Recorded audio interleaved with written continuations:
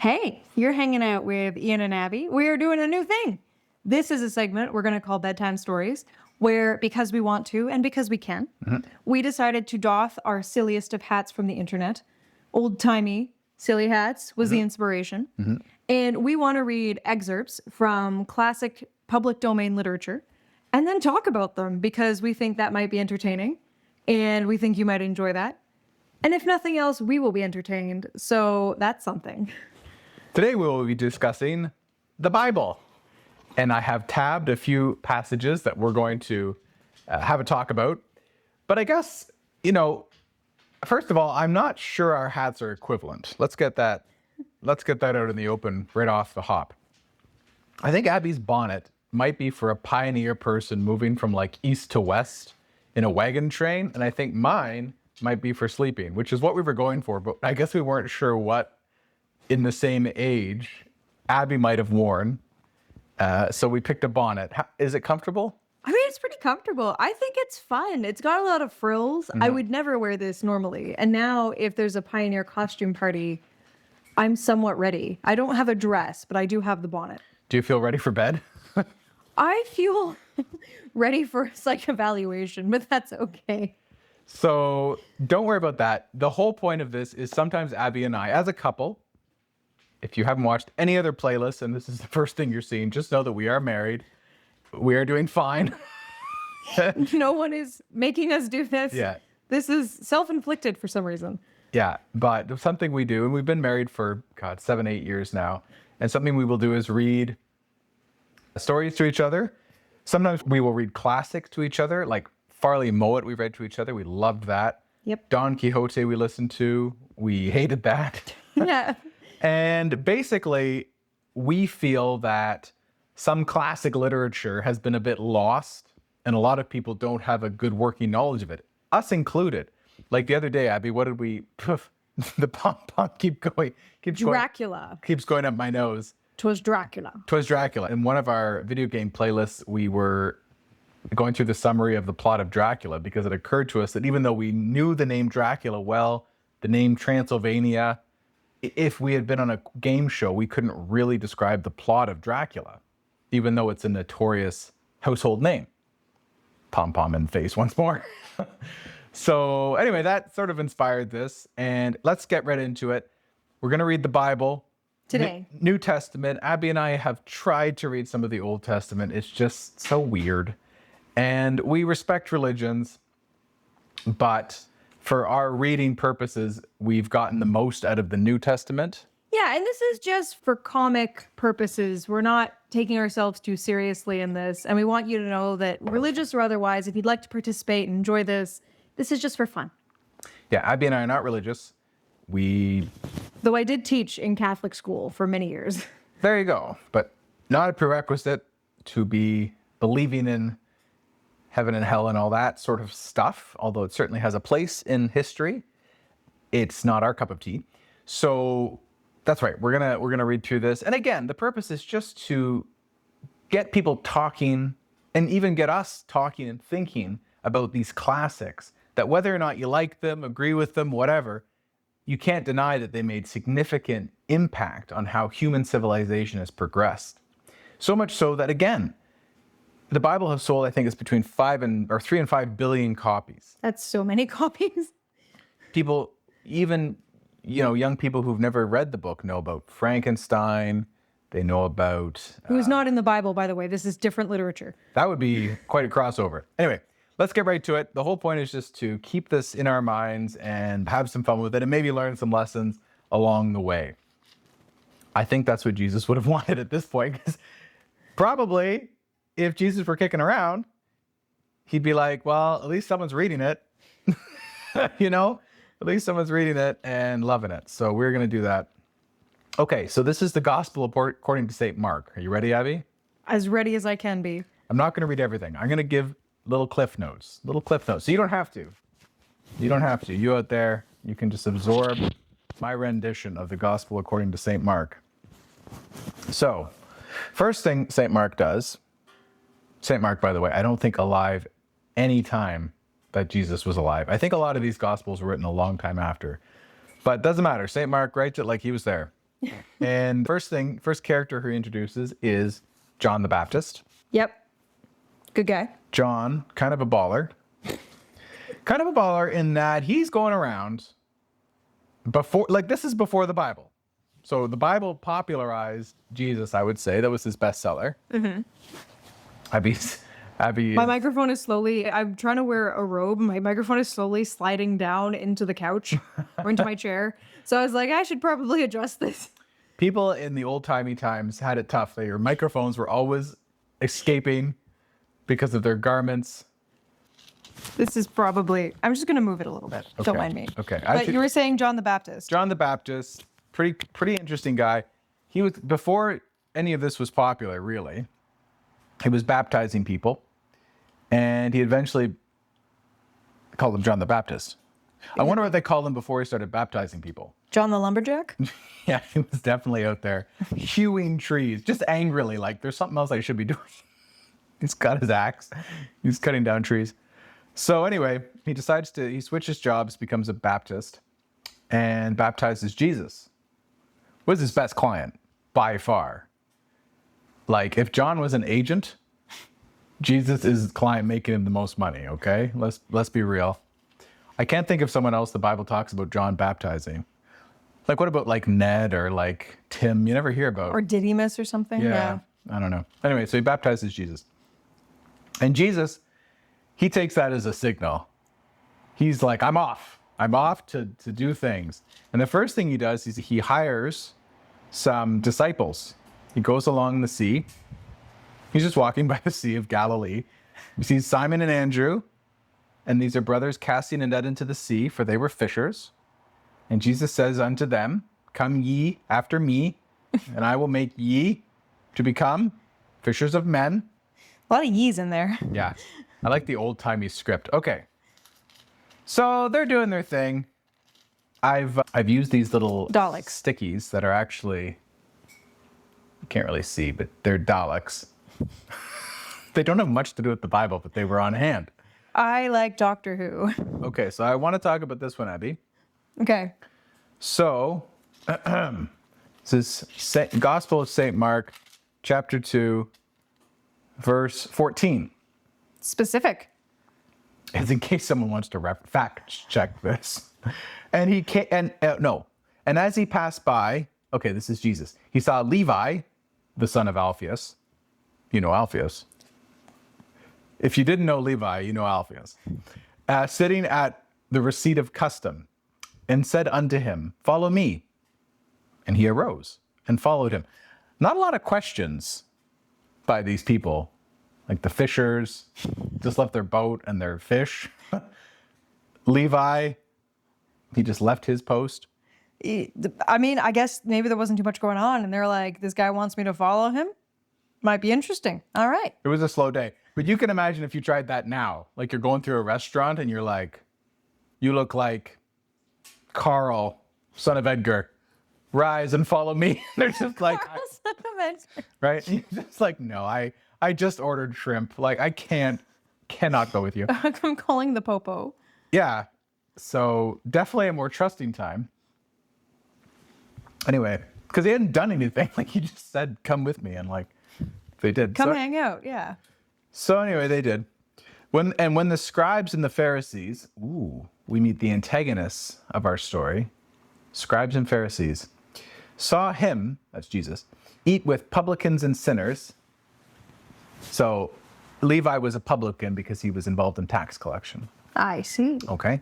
And they said unto his disciples, these are the fisher guys, right? These are the fishermen who don't know why they're there.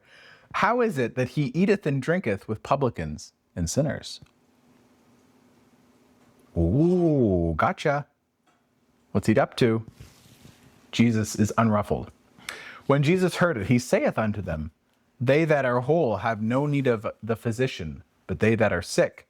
I came not to call the righteous, but sinners to repentance. That's H-core.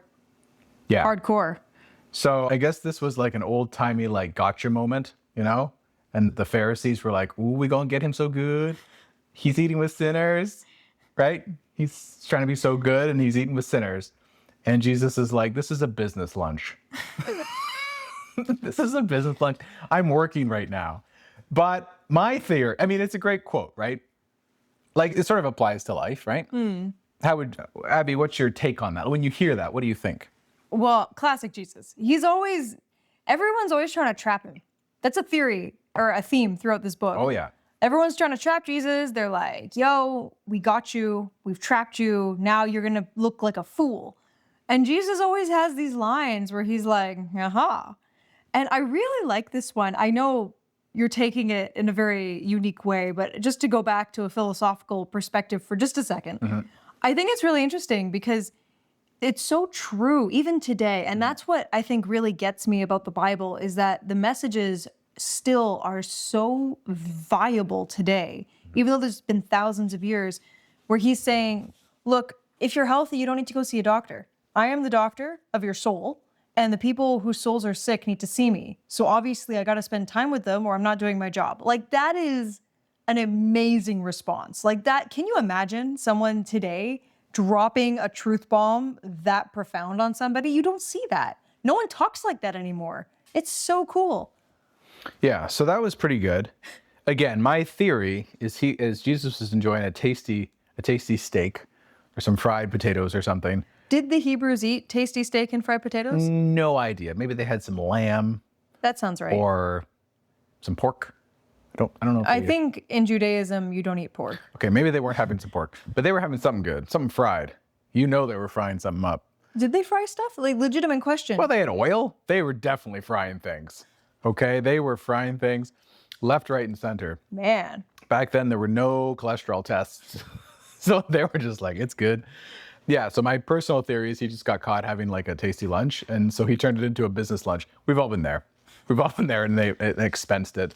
But we're on to you, Jesus. But it is nice, as Abby said, that A, Jesus kind of judo flips these would-be gotcha people, and B, the message is good. Like, if someone in society, like a politician, right? Let's say you had the leader of a country. Right now in Canada, we've got Mark Carney. Yep. And if Mark Carney went out and spent time with some homeless people, like, wouldn't that be a significant thing to say, I'm in charge of these people, but more specifically, I'm in charge of the most vulnerable people? And so that it's a strong message. You note its absence when you think of it that way. But anyway, nothing against Mark Carney. He seems to be doing a good job. I'm a fan. I'm just saying, wouldn't it be good if the people who had the most social power spent some time with people who needed help? And I'm sure they do. Okay. So that was pretty good. A good little quote there. Let's go to the next Dalek. It's hard because it doesn't point at me directly where You have to position your Daleks better. Oh, yeah. This one's good.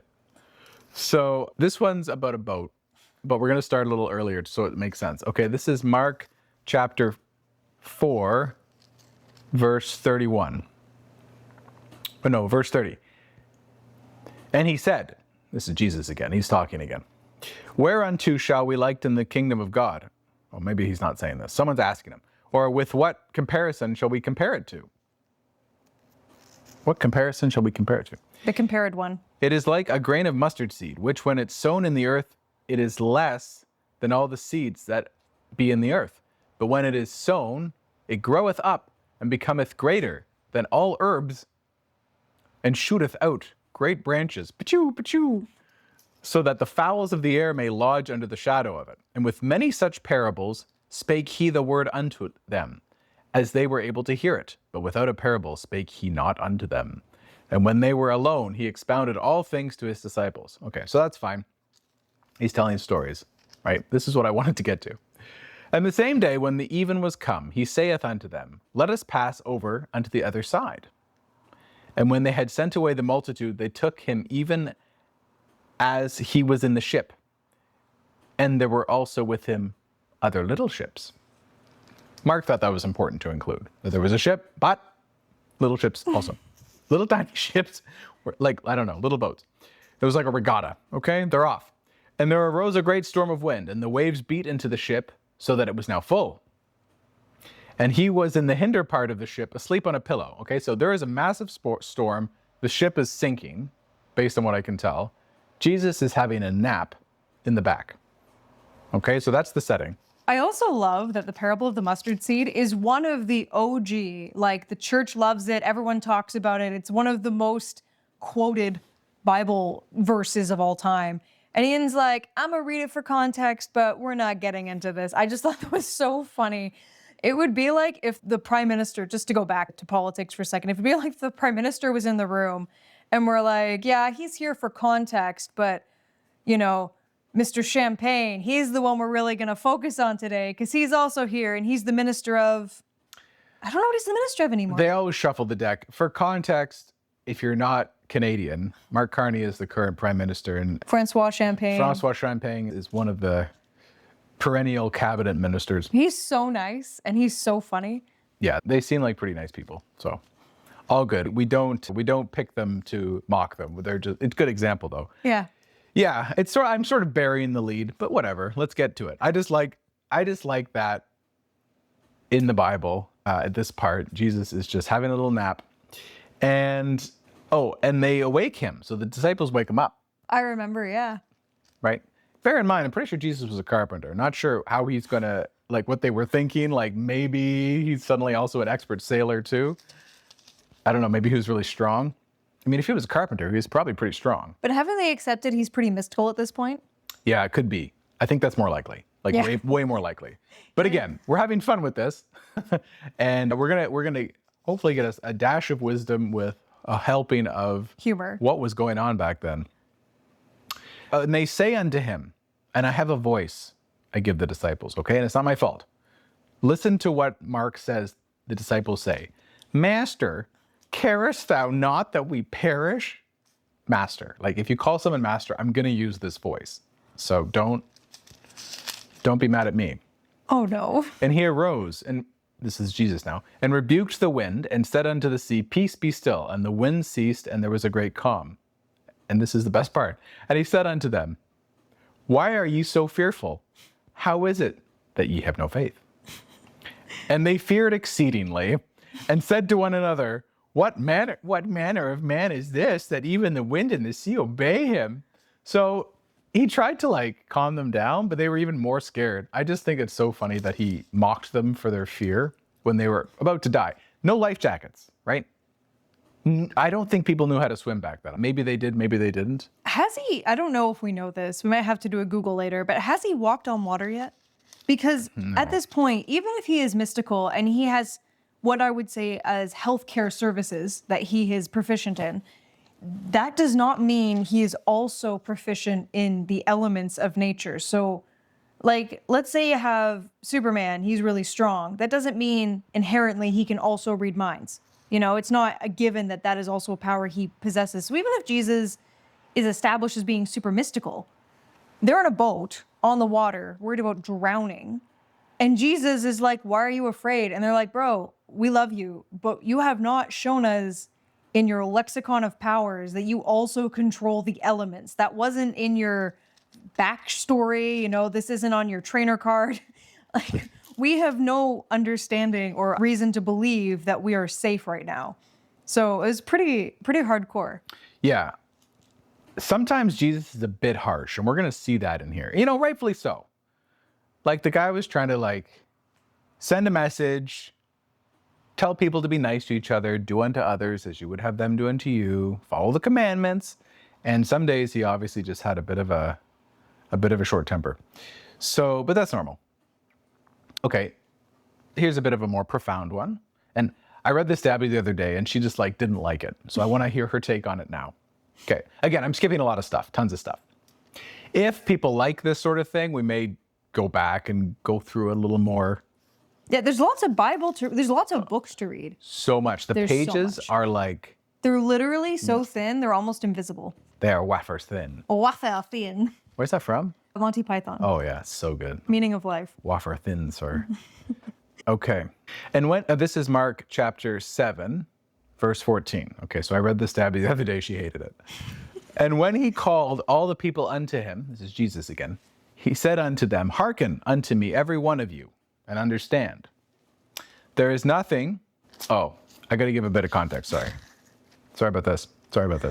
Okay, the beginning of chapter 7, Jesus and his boys I think it was just boys, so we can say that. They were eating bread with unwashed hands. That's not sanitary. Okay, so this was the start. Actually, I like this. I like that this is the genesis of this famous quote, okay? So, I'll read it to you. Then came together unto him, this is the beginning of chapter 7, unto him the Pharisees and certain of the scribes. Pharisees and scribes hate this guy. They're always ganging up on him. Every chapter, it's like they have shown up wherever he is. He's always just going to different places, minding his own business. And it's like they have a tracker on him. They're just everywhere he goes. They're like, what's up, Jesus? Let me make your day worse. The Pharisees and scribes appear at the speed of light. They're like Team Rocket, okay? So the Team Rocket, Jesse and James, the Pharisees and the scribes, they show up. And when they saw some of his disciples eat bread with defiled, that is to say, unwashen hands, they found fault. For the Pharisees and all of the Jews, except that they wash their hands oft, eat not, holding the traditions of the elders. It's also good advice. So then the Pharisees and the scribes asked him, why walk not thy disciples according to the tradition of the elders, but eat bread with unwashen hands? So anyway, Jesus has a few words with them. As he does. As he does. But then he's like, that's it. I'm putting these guys on blast. And he goes to verse 14. And he called all the people unto them. He said unto them, hearken unto me, every one of you, and understand. There is nothing from without a man that entering into him can defile him, but the things which come out of him, those are they that defile the man. And so, if any man has ears to hear, let him hear.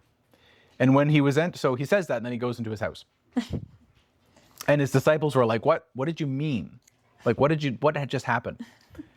And this is verse 18. And he saith unto them, are ye so without understanding also? That is the equivalent of, are you stupid? Are ye so without understanding also? Like, these people have followed him from the shores. There was one guy from the tax, I don't know, the customs. It's just funny. Everyone always quotes Shakespeare insults. I never hear people slamming Bible insults. I think we got to bring that back. I think we got to reintroduce that to society. They're so good. So you without so much understanding. Yeah, like it's so savage. Also, I thought his speech was a bit short. So he calls everybody to him and says, hearken, there's nothing that come from without a man that defiles him, the things that come out of him that defiles him. And then he leaves. Anyway, so then he just obviously got a bad reaction from the crowd. He's like, this is a cold crowd. And then the disciples, he just makes fun of them. And he saith unto them, are ye so without understanding also? I like to think he went, Do you not perceive that whatsoever thing from without entereth into the man, it cannot defile him, because it entereth not into his heart, but into his belly, and goeth out with the draught, purging all meats? And he saith, that which cometh out of the man, that defileth the man. For from within, out of the heart of men, proceed evil thoughts, adulteries, fornications, murders, thefts, covetousness, wickedness, deceit, lasciviousness, and evil eye. I know the evil eye was in the Bible. I guess if you mean bug someone, that's bad. Blasphemy, pride, and foolishness. All these evil things come from within and defile a man. So, okay, that's a good little message. But I still think that this all started because, again, the Pharisees and the scribes, Team Rocket showed up and were like, ha, your guy, he didn't wash his hands and he's eating the bread. And so Jesus had to come up with this. And it's great. Basically saying that, don't worry about the clothes you're wearing or if you're eating fancy food or the things you have. But it's the things you do that are the mark of someone and not how rich you are, basically. The problem I had with it was that from a hygiene perspective, which is very important, what you put in does impact you. And to take what he said literally, he says, what comes out of the man defiles him. But he also said that the things you consume come out with the draft, which literally comes out of you. So he's contradicting himself. I get that it's a metaphor.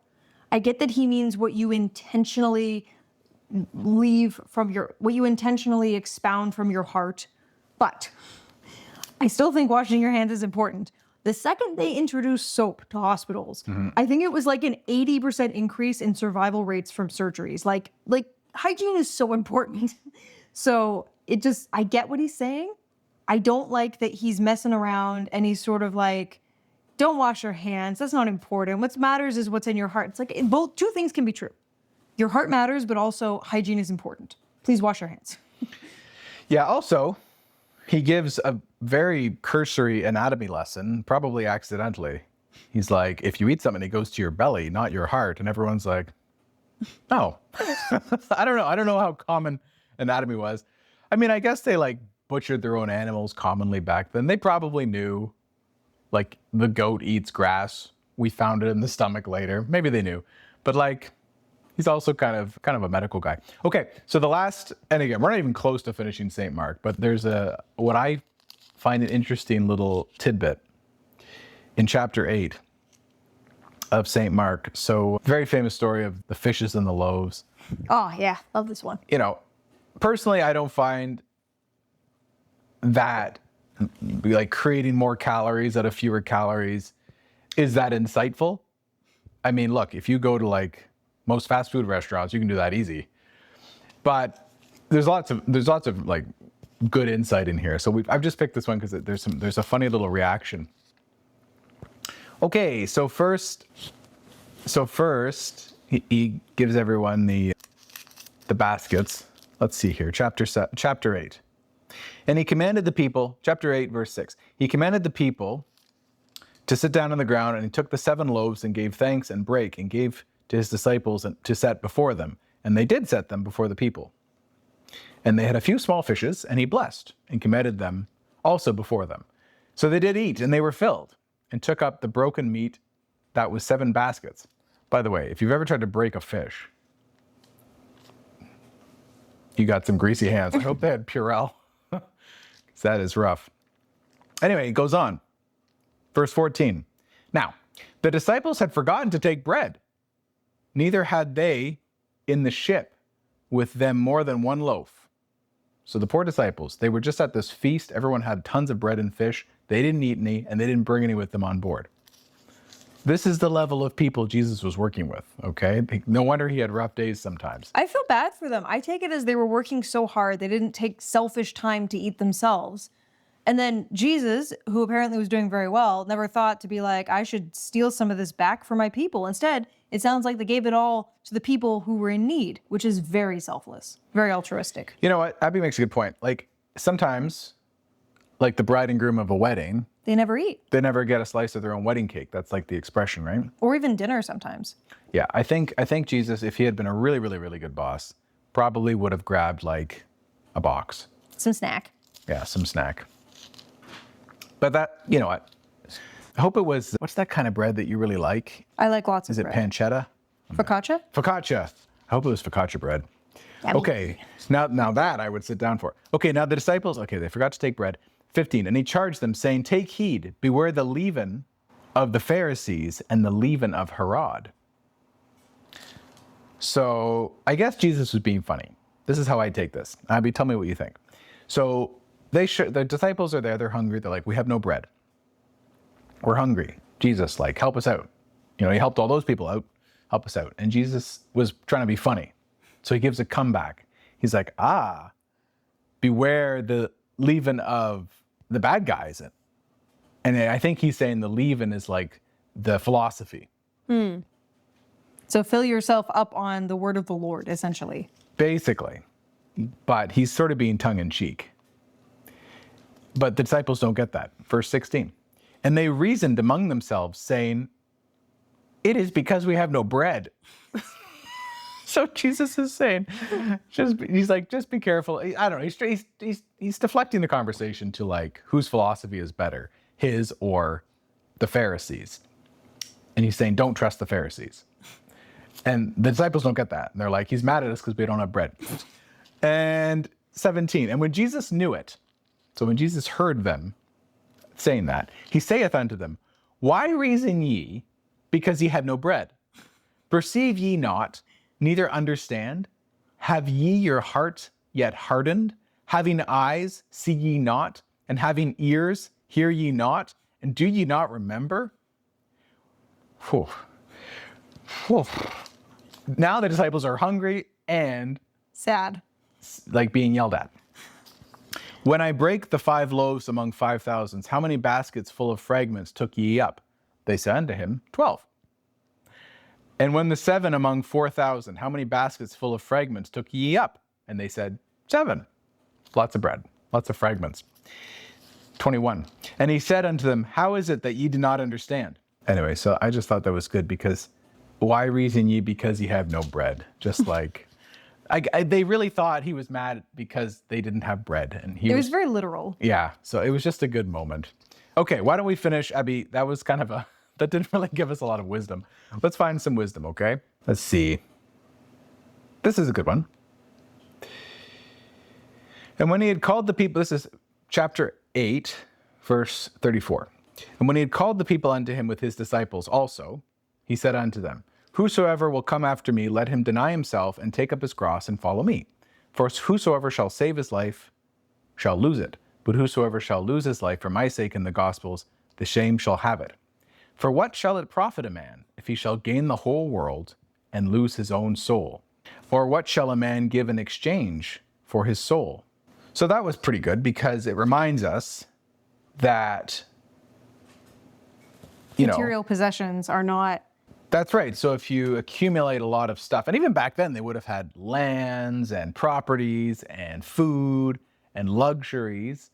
And I think Jesus's commentary was, if you acquire all that, but you've trampled on morality, what shall a man exchange for his soul? Like, how many Lamborghinis do you need exactly for your soul?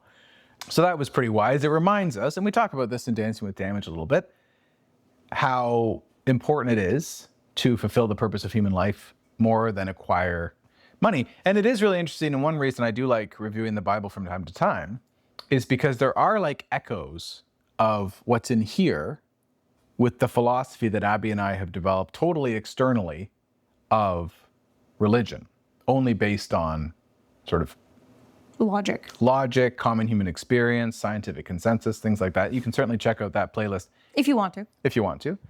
But anyway, so Abby, why don't I end it there? And if we like that, if we think we want to do more of those, and if there's other books you want us to kind of delve into a bit and have fun with, but primarily just to talk about them. Because if these books just lie forever on the shelf and then pass from our minds, then humanity really loses a lot. Yeah, they're classics for a reason. Mm-hmm. Do we know what the reason is? Let's see if we can find out together. Okay, well, tune in next time. Thanks for joining us on Bedtime Stories. Bedtime Stories. Have a great day.